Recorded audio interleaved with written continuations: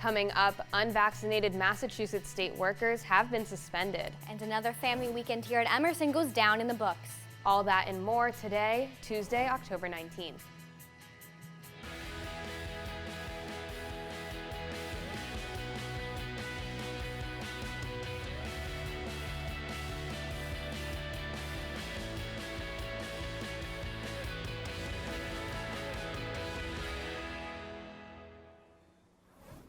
Good morning, Emerson. I'm Caroline Reese. And I'm Danielle Fineza. Thank you for waking up with us this morning here in beautiful Boston. We have a great show for you today. There's a lot happening here at Emerson and in the city around us, so let's jump right in with today's top stories.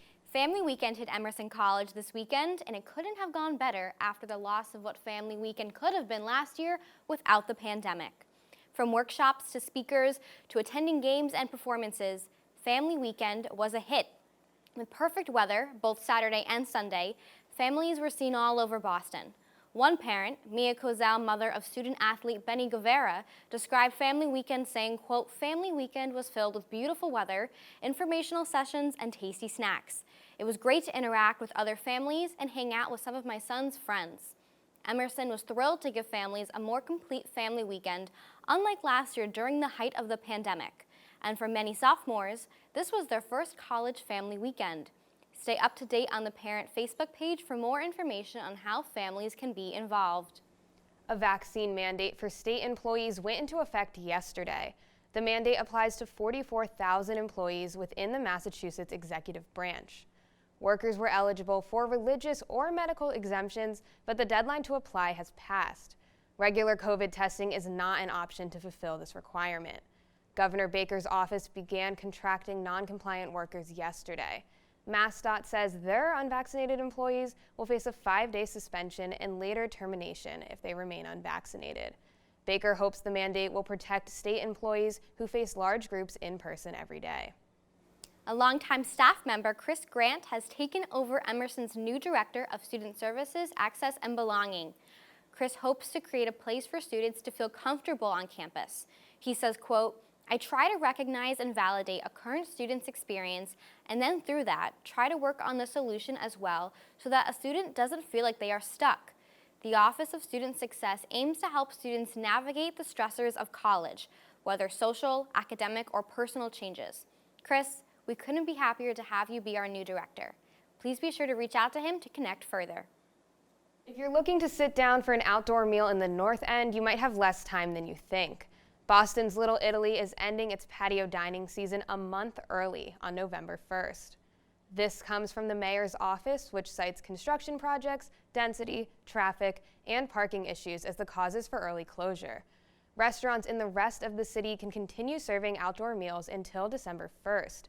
Many North End-based restaurant owners worry November is too soon, saying it's unfair that other neighborhoods will continue patio seating. The city is currently working on a permanent outdoor dining plan that restaurants can apply to by next year. Following a long year of Zoom open mics and low audience engagement, the Emerson Poetry Project has returned to campus this semester. EPP has seen a boom in membership in the past week since starting their organization up again. The group is now thrilled to see full rosters and open mic set lists. Jalissa Emil, a member of Emerson Poetry Project, says, quote, "Having the opportunity to have a place to speak the words out loud and do the poem in the way the poem is intended to be listened to is really essential to my writing." She is one of many who is thrilled to be back to performing live poetry. Be sure to check out their weekly open mics by visiting their social media pages for details. We're happy to have you back on campus this semester. Tomorrow is the last day to apply for the Elma Lewis Center's Social Justice Solidarity Circles. The center defines solidarity as making meaningful connections between struggles and thinking about and working with intersectionality. Solidarity Circles is an 11th-month program for students to practice solidarity through engagement with community leaders, reflection, dialogue, and creative expression. The program will start next month and run through September 2022 for 2 hours weekly. Up to 8 students will be selected, and applications will be accepted online until tomorrow at 5 p.m. And now let's head on over to Madison Goldberg for what's happening in politics. Madison? Thank you, Caroline. Although there aren't any updates in Emerson's search for a new president or student government association, here's some of the latest news and politics that Emerson students should know about. Colin Powell, the first Black U.S. Secretary of State, died from COVID-19 and cancer complications on Monday. He was 84 years old. In 2001, when Powell was sworn in as Bush's Secretary of State, he became the highest-ranking Black public official of all time, until President Obama took office in 2008. While Powell was fully vaccinated according to his family, the virus, combined with multiple myeloma, are what ultimately led to his death. President Biden spoke on his passing, saying, quote, "Colin embodied the highest ideals of both warrior and diplomat. He was committed to our nation's strength and security above all." And the Justice Department asked the Supreme Court on Monday to step in and block Texas's controversial 6-week abortion ban. The law bars nearly all abortions after 6 weeks of pregnancy. This block would place the Supreme Court justices back in the middle of the Roe v. Wade debate.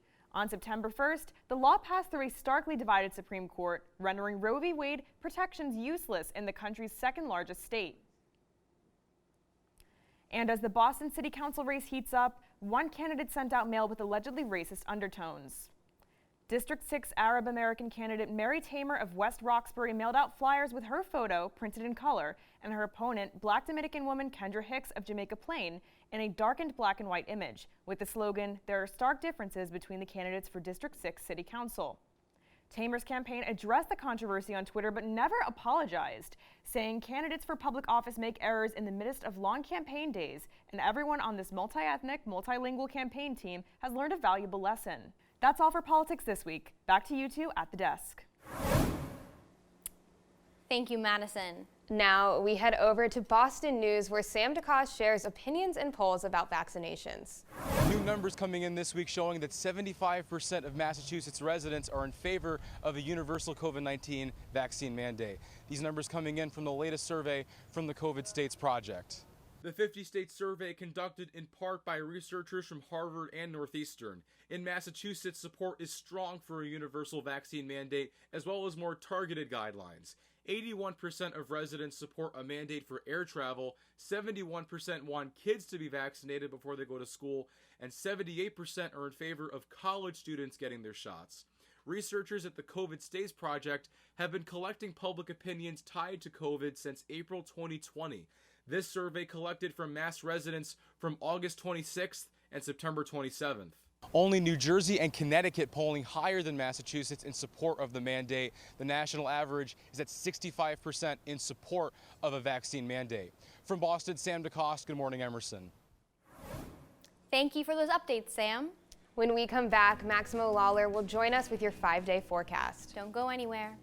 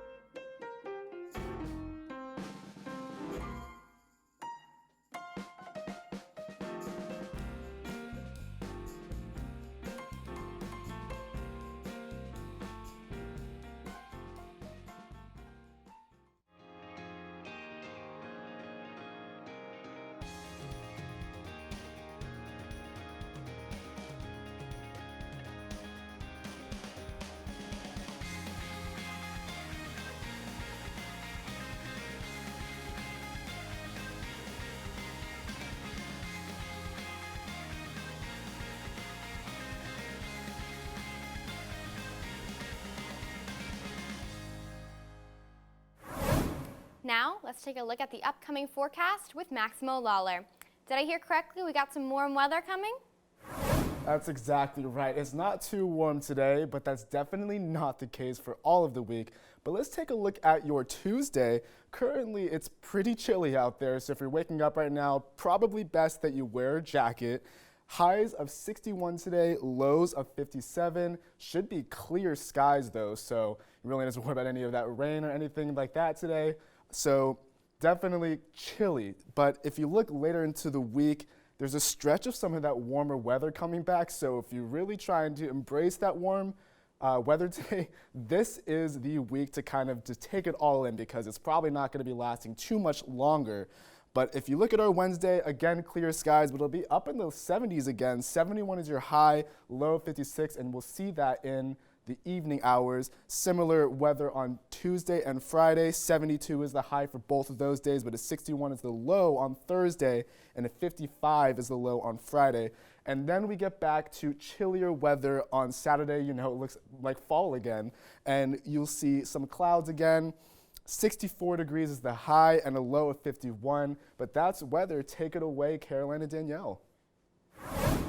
Thank you, Maximo. I look forward to that crisp fall weather. And now we head over to Jillian Kay, who has an update on our Emerson Lions. Jillian? Thanks, Danielle. As usual, Emerson sports did not disappoint this week, and here's why. Emerson College baseball finished their fall ball season this past weekend with an exciting inter-squad scrimmage. The enormous roster of 45 players split into two smaller teams led by senior captains Rory Teddimer and Calvin Jacey. They faced off in a thrilling 2-day-long game, but in the end, Team Rourke came out on top with a score of 12-8 over Team Cal. They were awarded the first annual Downtown Brick Trophy. In dramatic fashion, Coach Nicholas Veneke brought Rory into pitch to close out the game, bringing home the win for Team Roar. When asked about his team's success, Rory replied, quote, "Being the first to hold up that brick with my team was an amazing feeling. I wouldn't have wanted my final fall season to end any other way." Here at GME, we can't wait to watch the Lions season next March. Stay tuned for more information on their games next semester, and don't forget to follow their Twitter account at EC Baseball Lions. Congratulations, Team Roar. Speaking of big wins, Emerson women's volleyball dominated their family weekend tri-match versus Suffolk and Colby College. They swept both teams in 3 sets. Amelia Combs led the Game 1 leaderboard with 14 kills and 2 blocks. Rebecca Polsky contributed 15 assists, and Carolyn Vimoso recorded 7 digs. For Game 2, Parker Cummings took the offensive reins with 9 kills. Polsky surpassed her first game stats with 17 assists, and Caroline Davis added an impressive 13 dig and 4 service ace performance. Needless to say, the energy in the Bobby Brown Gymnasium was electric. It was the first time off-campus spectators were allowed to watch a game in person since 2019. After the success of Family Weekend, the Emerson Athletic Department re-examined their spectator policy. Going forward, they will allow up to 125 spectators to watch games in person. The timing of this announcement is perfect because the Lady Lions have 4 home games this week.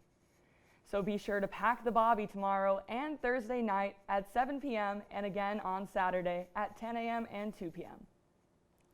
With fall season sports coming to a close, men's and women's basketball officially started practicing last week. The women's first home game is Sunday, November 14th, while the men start around the same time. Hopefully the new spectator policy will be extended to the basketball season so players' friends and families can attend upcoming games. In the meantime, you can count on one thing. We are very excited for basketball season here at Good Morning Emerson, and I can't wait to share all the details very soon. That's all for sports today. Caroline and Danielle, back to you. Thank you so much, Jillian. When we come back, Berk Tanyel will fill us in on Netflix's newest hit show. Stay with us. Everything about having your content appear on a screen like that, this one, or this one. What about that one, or that one, or that one, or that one? What about one of these boys, huh? Get out of here. It's okay.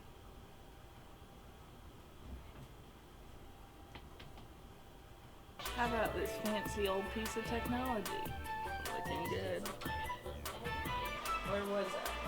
Yeah, so if you want to get your fill on any of these ones, all you got to do is email submissions at emersonchannel.org or go to emersonchannel.org/submissions. What are you waiting for? Do it. Do it. Do it. Okay, bye. Welcome back to Good Morning Emerson. Netflix's Squid Game has taken the internet by storm. We go to our What's Trending correspondent, Berk Tanyel, for more. Hey, I'm Berk Tanyel from Good Morning Emerson. Squid Game is the newest pop culture phenomenon with already over 100 million viewers. The show released on Netflix last month, and it features innocent games with contestants which quickly turn into a battle for life and death. Let's see how well our own local Bostonians would do in this tournament. Let's see if they would perish. Aiden, what's your favorite game from Squid Game? Ooh, that's tough. I would say the bridge game. That bridge game was really entertaining, kept me on my toes. I feel like it was the most, engaging of all the games. Well, I don't think we can play that here, but have you seen Rock, Paper, Scissors? Yes. We're gonna play some Rock, Paper, Scissors to the death, okay? Sweet. We're gonna go best out of 3. Okay. Rock, paper, scissors, shoot. Rock, paper, scissors, shoot. Rock, paper, scissors, shoot. Cal Ben, are you a Squid Game enjoyer by any chance? Absolutely. What's your favorite game on Squid Game? Tug of war by far. Wow, tug of war. Do you think if you played tug of war in real life, you'd be able to win, or do you think you would die and perish? I think I would win because I studied that scene intensely. Okay, we're gonna play then. Come on.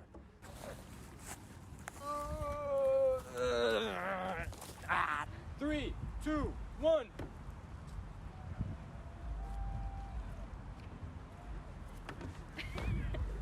So basically, if I was on Squid Games, I would have won. And that's what I learned today. You all should go watch Squid Games on Netflix. Anyways, thank you for watching. Until next time, I'm Berk Tanyel, signing off for Good Morning Emerson. To me, this show really did come out of nowhere. It was as if one day everyone suddenly started mentioning it. I know, I have to say the same. Well, that's all we have today on Good Morning Emerson. I'm Danielle Fineza. And I'm Reese. Have a great day, and we will see you on Thursday.